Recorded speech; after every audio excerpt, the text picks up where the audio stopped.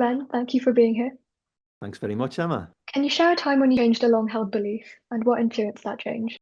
I would say that when I was growing up as a child and into maybe my early teenage years, I had a kind of a long-standing belief that the world made sense, that everything had meaning and purpose and everything kind of fitted together quite neatly. And I kind of just accepted that that's the way the world is. And in a sense, I kind of experienced childhood and education as being a kind of a conveyor belt, where people are telling you to do this and do that. Now you need to do this. Now this is right, this is wrong, this is true, this is false. And so that, that kind of lasted for quite a while. And I think that long held belief changed, I think, maybe quite gradually, which I think is most beliefs that change quite fundamentally happen over a long period of time rather than there being some kind of thunderbolt change. But certainly kind of becoming aware of philosophical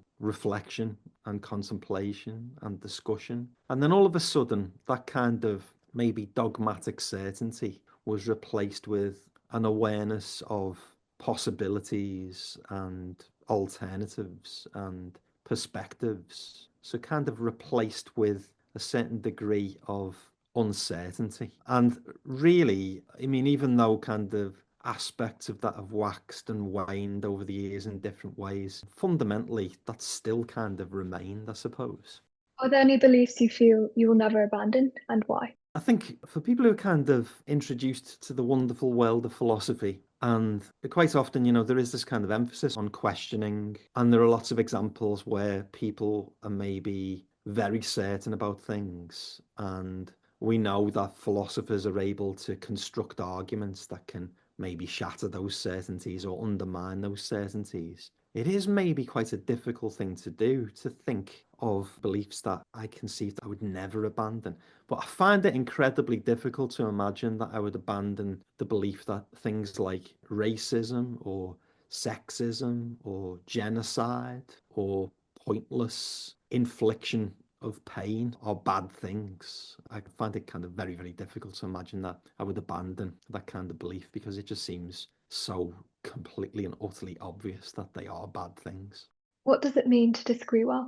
I think disagreeing well depends very much upon the context. And so I think that usually when you've got people or groups disagreeing with one another, disagreeing well is rooted in a shared appreciation or a shared ambition to get closer to the truth of the matter or to develop better understanding. And also that the people who are involved in the disagreement, that they are also accepting of the ambition to avoid interaction and approaches that would hinder or thwart that goal of working towards the truth or developing better understanding.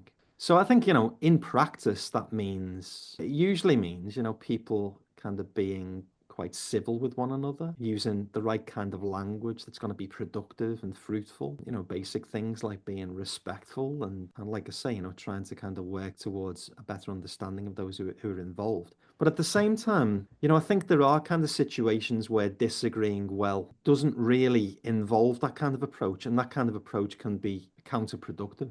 So, for example, if you're in conversation with somebody who is trying to manipulate and deceive the other person through weaponizing argumentation, then I think sometimes the appropriate way of disagreeing and the way of disagreeing well would be to push back against that and maybe call it out. And it could even involve using emotions like anger. So, I'm quite fond of Aristotle's concept of phronesis here, which is the idea of practical wisdom, that whenever somebody if you're a wise individual, then whatever particular situation that you find yourself in, you'll be able to judge that very skillfully, and you'll know what the appropriate response should be. That is going to be the most productive, the most fruitful, the most appropriate. So I think it can vary. But what I would say is that by and large, it is the former rather than the latter. And finally, how can schools and universities promote good disagreement?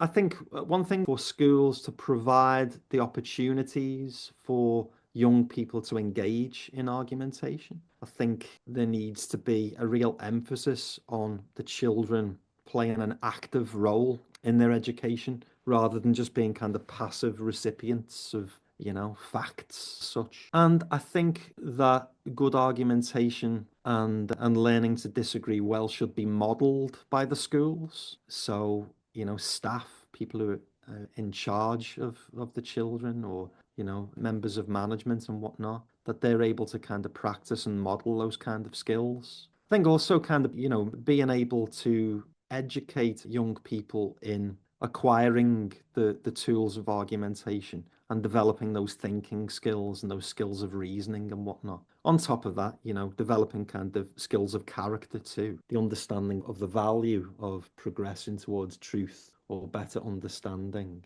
and knowing how to be inclusive and to encourage and to support, rather than viewing argumentation as some kind of arena of combat. I think, Socrates talks about this as heuristic argumentation, is that when argumentation is viewed as being this kind of battle, when really, as human beings, our shared concern ought to be the truth. And, I might have a vested interest here, but, I would say that philosophical activity in schools is a great way of being able to make many of these things happen. And I tend to think that whether it's in schools or whether it's with adults in the community, that philosophy is such a valuable subject and such a valuable activity. It seems to me that as human beings, we do have this capacity to think about these big, meaningful questions, and the value of engaging with those, and as a consequence, developing these kind of thinking skills. It's of great merit, and I always think that it's a crying shame if young people find themselves in a situation where they're in a school where they have no opportunity to do this, and that their education is entirely kind of passive. It seems like there's an important part of what it means to be human that's being left out of their education.